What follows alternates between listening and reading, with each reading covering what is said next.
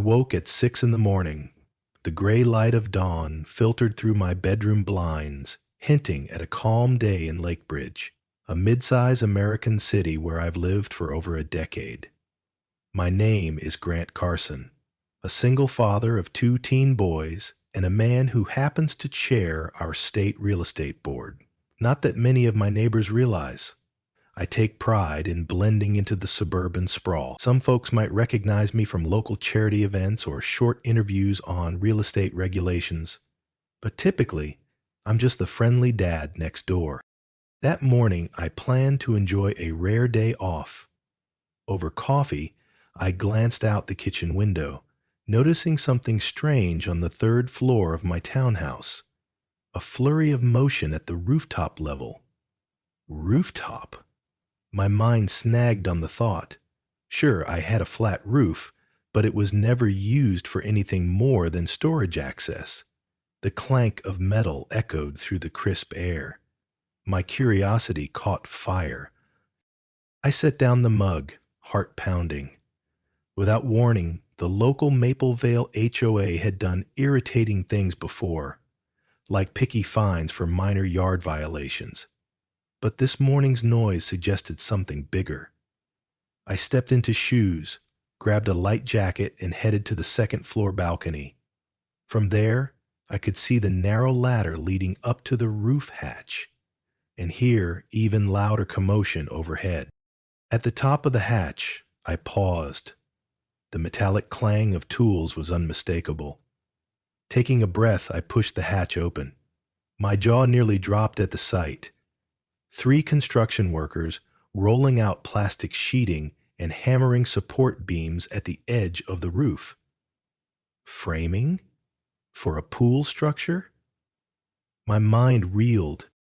A tall woman in business attire, hair in a tight bun, bright blue blouse, pencil skirt, turned to me with mild annoyance, as though I'd intruded on her domain. Her HOA badge read Madison Ortiz, Maplevale, HOA president. She huffed. "Please, watch your steps, sir. We're installing a community rooftop pool for the complex." My vision tunneled with shock. A pool on my rooftop. No prior notice. No permit request. No courtesy call to me, the homeowner. "Excuse me?" I managed, voice trembling with disbelief. "This is my personal townhouse. You can't just build a pool up here without my permission." Her dismissive glance practically rolled off me. "We have full authority under Maplevale HOA guidelines. This entire row of townhomes is under HOA governance. The roof is considered shared space." She turned away, barking orders to the workers. "Reinforce that corner, guys. We can't have leaks." I stared, fury mingling with disbelief. Shared space? My deed stated otherwise. As the real estate board's chairman, I intimately knew property lines, local building codes, and the ramifications of unauthorized additions. If Maplevale HOA's done this to me, they'd have a serious storm coming their way. But for now, I bit my tongue, studying the frames, the equipment.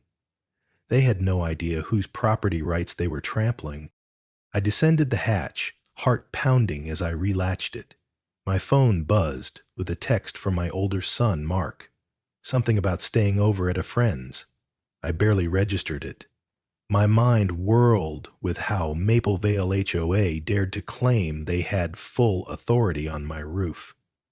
Maybe the manager or board fabricated some internal rule, but that wouldn't hold legal weight if the actual deed allocated the roof to me alone. In the kitchen, I flipped open the file cabinet where I kept property documents, rifling through the thick sheaf of real estate records. Sure enough, the plat map indicated my townhouse included exclusive rights to the roof area. Maplevale's bylaws never mentioned my rooftop as a community amenity. My anger swelled. So, they're lying or forging something. Before confrontation, I needed more ammo. As the real estate board's chairman, I had connections across City Hall. Some might call it an unfair advantage, but I call it protecting the sanctity of property rights. So I grabbed my keys and sped downtown to the Lakebridge Municipal Building, heading straight to the permit office. If Maplevale HOA filed for a building permit, I'd see it. If they faked it, I'd confirm that too. The clerk on duty, Cynthia Hall, recognized me and brightened. "Chairman Carson, what brings you here so early?" she asked. "Got a property concern," I said, forcing a polite smile. "Need to see if Maplevale HOA submitted any permit for a rooftop pool at my address." She tapped at her computer. Her expression soon darkened. "No records of a permit for your townhouse." "That's a big structure. Definitely needs a permit." "Nothing's here, sir." My jaw clenched. That confirms my suspicion. They started building illegally. Cynthia shook her head, exhaling. "They must realize it's required. A rooftop pool is considered high risk, and any multi-unit structure must pass engineering inspections." A wave of grim satisfaction coursed through me. Maplevale was in over their heads. They messed with the exact homeowner who had both personal stakes and official capacity to bury them. I thanked Cynthia, left with a fresh sense of purpose. My plan was simple. Gather evidence of their violation, let them proceed a bit further, then expose them publicly, ensuring the entire project collapses under the force of code enforcement and legal repercussions. After all, I'd seen shady developers topple themselves by not respecting local regulations. This HOA was about to learn the same lesson. Back at my townhouse, I peeked out from behind living room curtains, glimpsing the men on my roof hauling up more materials. They're forging ahead, I thought, a flare of anger in my chest. I had to see just how brazen they'd get. Let them sink cost into reinforcing my roof for a pool that would never legally function. Perfect fuel for a lawsuit if it came to that.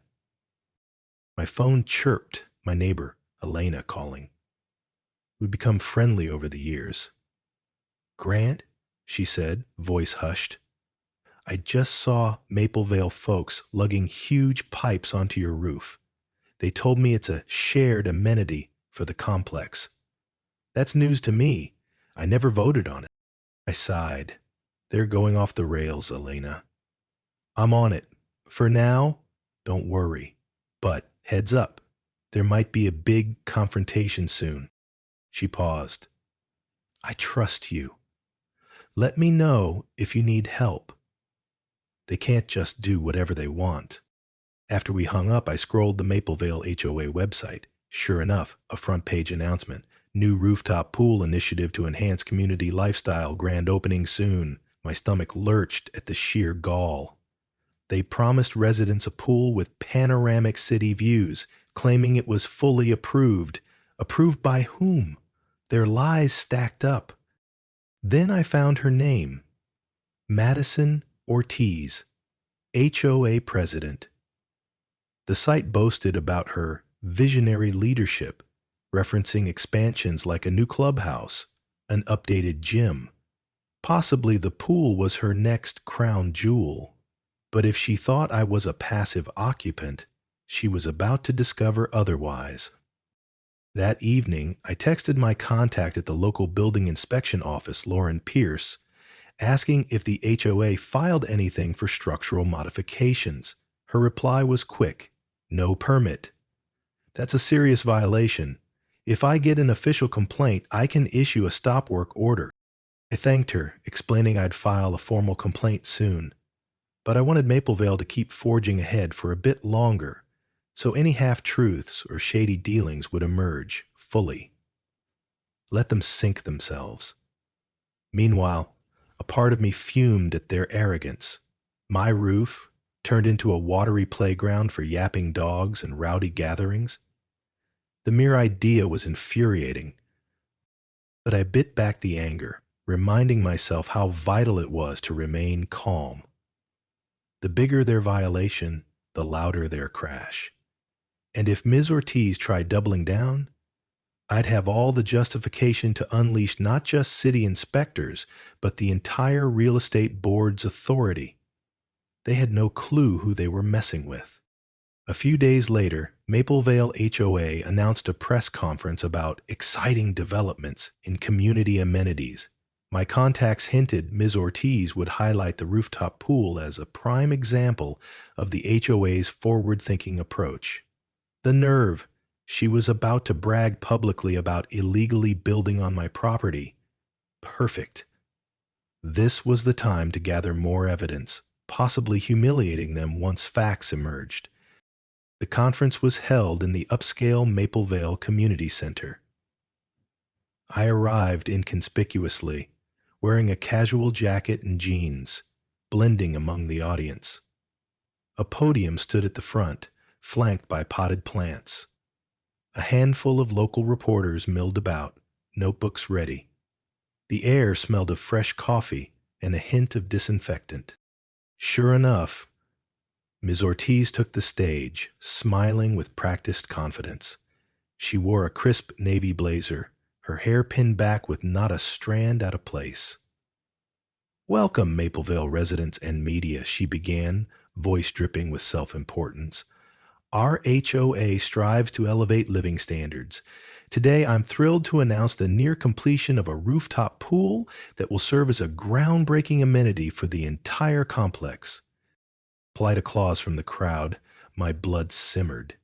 She rattled on about the pool's state-of-the-art filtration, spectacular city views, and increasing property values. Each phrase felt like a personal affront. Then came the real kicker. "We overcame minor objections from certain individuals," she said, lips curling in a faint smirk. "But rest assured, we secured all necessary approvals. We believe in unwavering progress." I almost snorted. All necessary approvals? A blatant lie. But I kept my composure, recording her speech on my phone. This public statement would demolish her credibility once we exposed the truth. She concluded with a flourish, inviting neighbors to the grand unveiling in 2 weeks. The audience clapped politely. I left before the Q&A, biting back the urge to confront her on the spot. Not yet. Let them finalize every last detail. Then, when the pool was fully installed, I'd slam them with legal and administrative might. Returning home, I found a package on my porch. An HOA notice about upcoming pool usage guidelines, instructing me, the rightful building owner, to abide by new noise rules for the rooftop. My fury flared. They had the gall to set rules for my rooftop. The letter also threatened fines if I obstructed community access. Incredible. That sealed the deal. They were confident enough to bully me, ignorant of my real power. I vented to my older son, Mark, who popped into the living room. "They're building a pool on your roof?" he asked, wide-eyed. "That's insane. You going to nuke them from orbit?" I gave a half laugh. "Not literally, son, but yes, they're about to face consequences. I just have to handle it methodically." He grinned. "This is wild. Let me know how I can help." I appreciated the support, though I didn't want to drag my kids into the drama. Meanwhile, I called 2 crucial allies. Tom Avery, a local journalist who specialized in housing controversies. Over the phone, I fed him enough hints to pique his interest. An HOA is erecting a rooftop pool without a permit or the owner's consent. He practically salivated for details. I told him to hold off until I gave the green light. Lisa Romero, a dedicated consumer rights lawyer, she'd hammered unethical HOAs in the past. I needed her ready if Maplevale tried to escalate or if we discovered more wrongdoing. She agreed to be on standby for a class action angle if Maplevale impacted other residents too. Piece by piece, my network formed. Maplevale's arrogance left them blind to the swarm of potential lawsuits, code enforcement actions, and public backlash.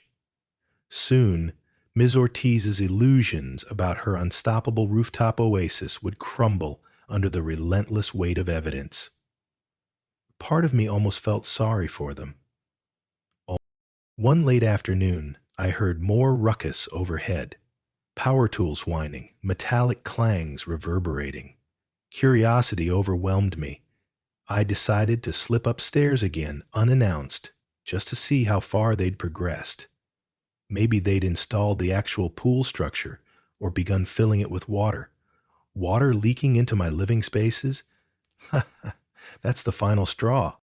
Ascending the hatch ladder, I emerged onto the roof and froze. They'd transformed it into a partial construction zone and partial lounge area.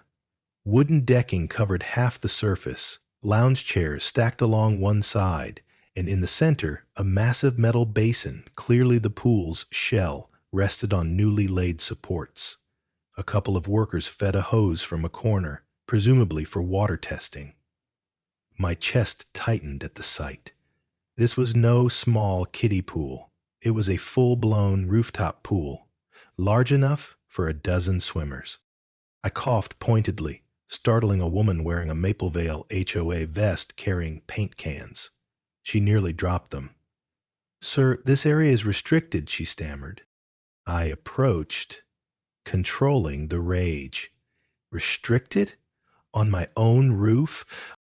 Then, Ms. Ortiz appeared from behind a half-assembled glass railing, noticing me with a glare. "Didn't we warn you to keep out? Construction can be dangerous." My vision blurred with anger. Dangerous for me? You're endangering my entire building.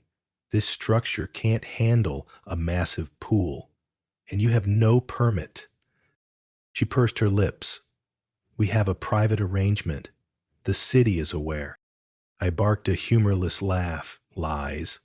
I spoke with the permit office. They have nothing on file. She stiffened, eyes flickering. "Well, we're finalizing the paperwork. It's only a matter of time." I stepped closer, voice low. "Stop this now, or face dire consequences. I promise you, Ms. Ortiz. The next official who sees this fiasco will shut it down." She opened her mouth, maybe to threaten me with fines or some nonsense, but I turned away, scanning the half-finished pool.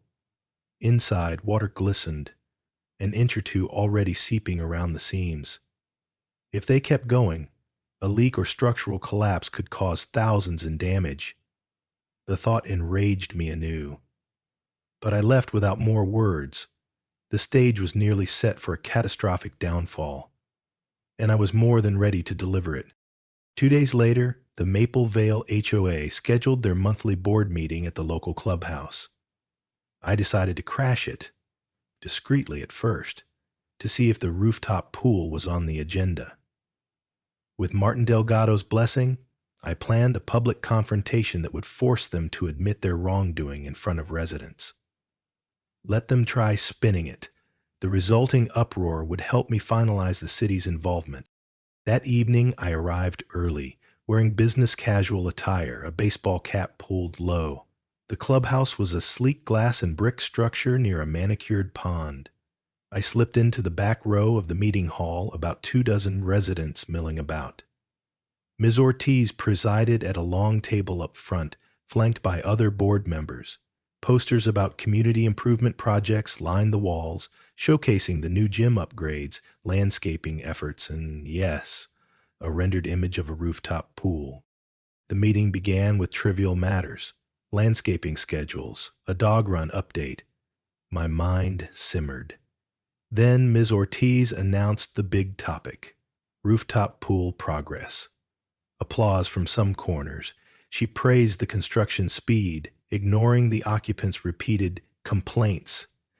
She didn't mention me by name, but described me as an uncooperative neighbor. My fists clenched. Finally, an older man in the audience asked, "Is it true you never got a city permit?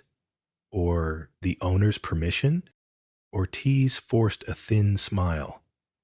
We have partial documentation and are in the process of finalizing everything. The building's occupant is misinformed. This pool benefits all Maplevale residents. That was my cue. I stood, removing my cap, stepping forward so they could see me clearly. A ripple of recognition spread. Madison Ortiz, I said loudly. The occupant you call misinformed is me, Grant Carson. And since you won't respect me as the property's owner, maybe you'll respect me as the chairman of the state real estate board. A collective gasp echoed. Cameras or phone recorders popped out. Ortiz's eyes widened with shock, quickly masked by indignation. What? Chairman? That can't be. I flashed a humorless grin. Oh, it very much is, and you have no legal basis for building that pool on my roof. You forged or lied about ownership rights, you bypassed city permitting, and you're endangering the structure. The crowd buzzed with alarm. Some residents glared at Ortiz, angered they'd been deceived. One board member stammered a question. How do we not know about your position, Mr. Carson? I shrugged. Because I don't flaunt it. But it doesn't change the fact that Maplevale is dead wrong. Effective immediately, I'm filing a formal complaint with the real estate board and city inspection services. This entire project is about to be shut down. Chaos erupted. Residents demanded explanations from the board. Ortiz tried to maintain composure, voice quivering. We had reason to believe we had a right to the rooftop. She glared at me. You can't sabotage us just because you have a fancy title. Martin Delgado, who'd slipped in behind me, stepped forward. Actually, Ms. Ortiz, it's sabotage on your side. You never had the lot's consent or legal documentation. We have undeniable proof. No deed, no permit. The tension was electric. Shouts of betrayal, outrage from residents who felt duped. One woman exclaimed she paid extra HOA fees for that rooftop amenity. Another threatened lawsuits. Ortiz's expression twisted with desperation. This was the meltdown I'd anticipated. I left the stage, letting the uproar swirl around Ms. Ortiz. The showdown ended with me walking out, phone buzzing as city officials called for immediate inspections. Within 48 hours, the city posted a stop work notice on my townhouse door. City inspectors arrived in a flurry, horrified by the unauthorized pool shell half full of water. They cited Maplevale for multiple code violations, no structural review, no occupant consent, no safety plan. The next day, a news van parked outside, filming the fiasco. The local anchor reported, Rooftop pool sparks outrage. Homeowner is the state real estate board's chairman. The story went viral regionally, with people ridiculing the HOA's hubris. Ortiz attempted damage control, hosting a press release claiming bureaucratic oversights. But the public smelled the stench of deceit.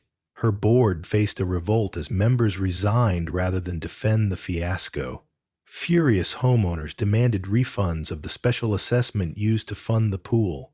The city threatened fines that soared into the tens of thousands. Meanwhile, the partially built pool remained an eyesore, water stagnating, posing a hazard to my townhouse's structural integrity. I cooperated with inspectors, letting them photograph the roof's damage. They concluded the building was at risk if the pool construction continued. I pressed for swift action.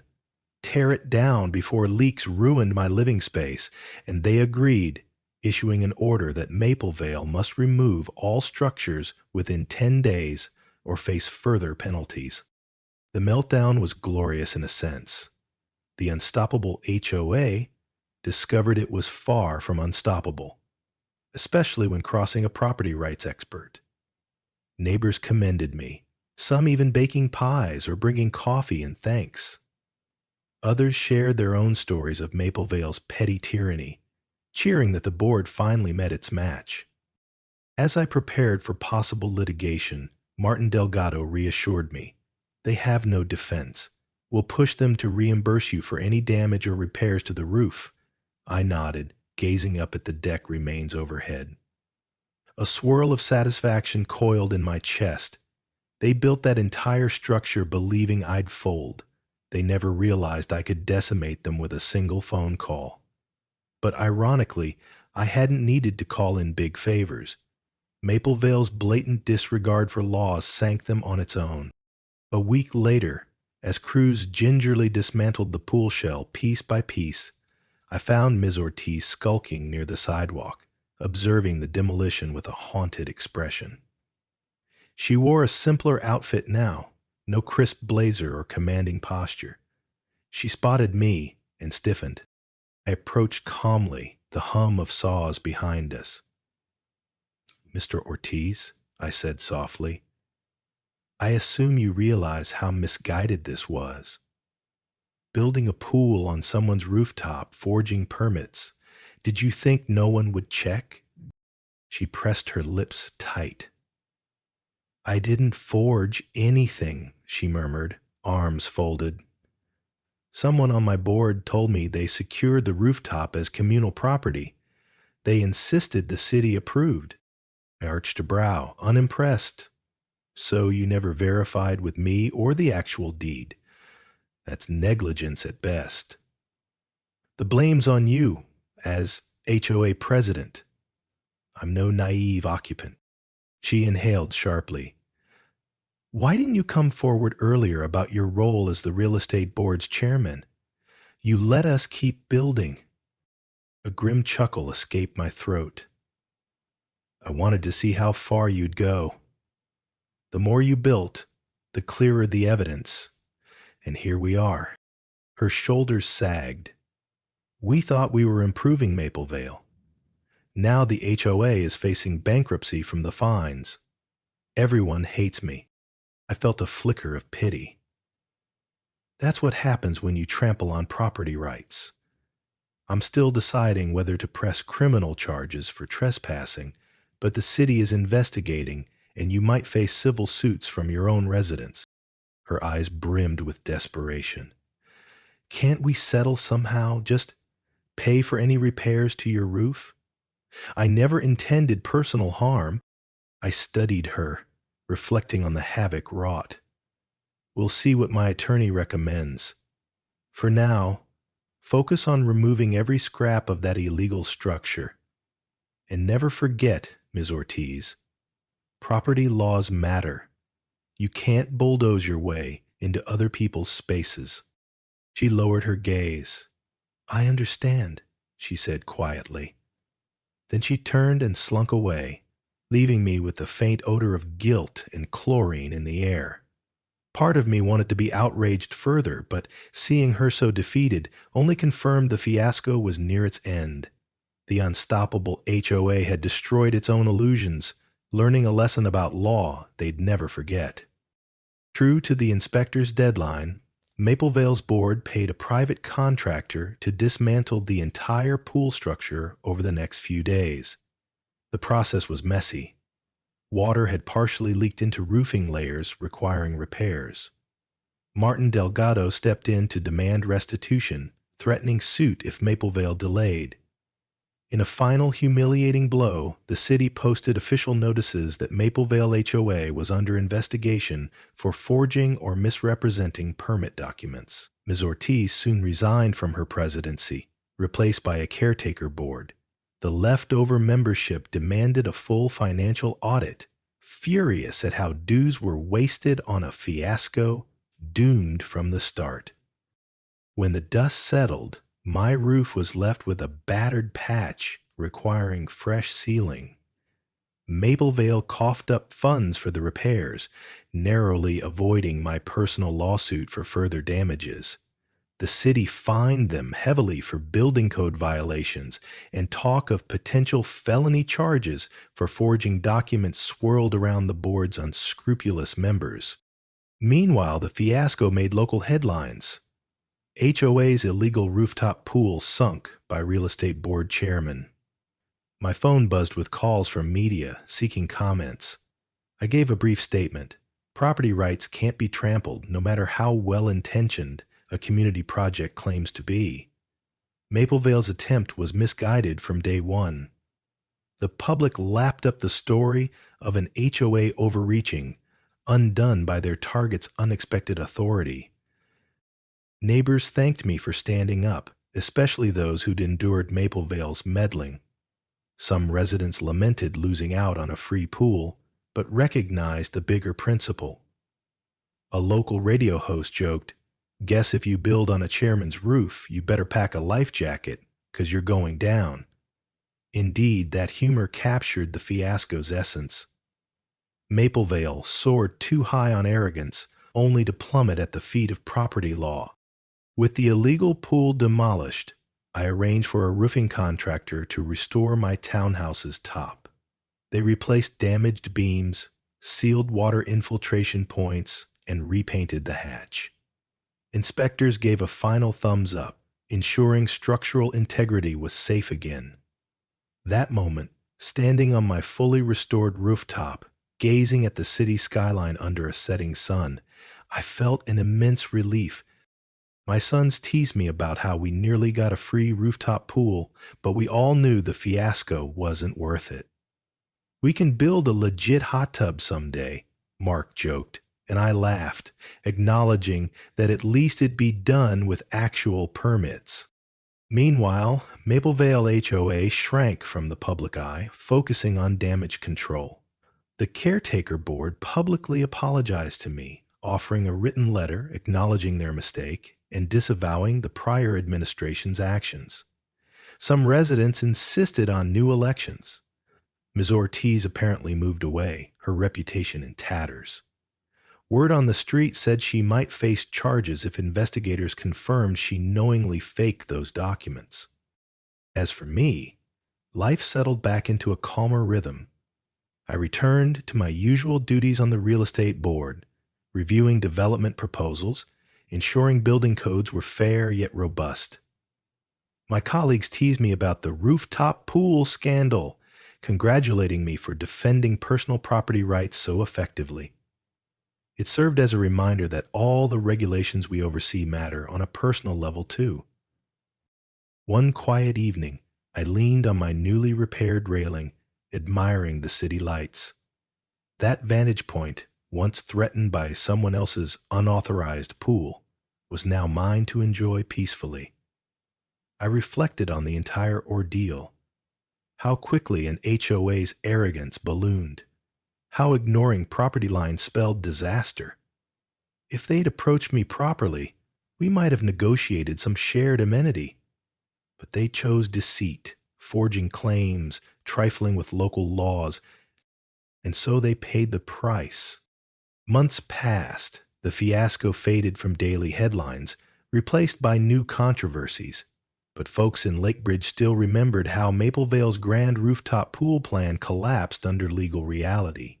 In hushed tones, some joked about an HOA curse that arises whenever boards ignore fundamental property rights. Others praised the city's swift enforcement once the truth emerged. As for me, I found a deeper appreciation for the laws I helped shape as board chairman. My personal clash with Maplevale reminded me that behind every line of regulation stands a real homeowner, potentially at risk of exploitation. The stories we hear in board sessions about unscrupulous developers or HOAs aren't abstract. They're heartbreakingly personal. No new pool sits on my rooftop now. Instead, I keep it open as a quiet deck, adding a few lounge chairs, letting my kids stargaze on summer nights. Sometimes neighbors come over for a small rooftop barbecue, enjoying the panoramic view. We do it the right way, my way, without secret expansions or unauthorized structures. On a breezy afternoon, leaning back on a deck chair, I watch the golden sun set beyond the cityscape. My phone buzzes occasionally with messages from colleagues or building inspectors, but I ignore them for a moment, savoring the hush. The fiasco might have shaken me, but it also reaffirmed my convictions.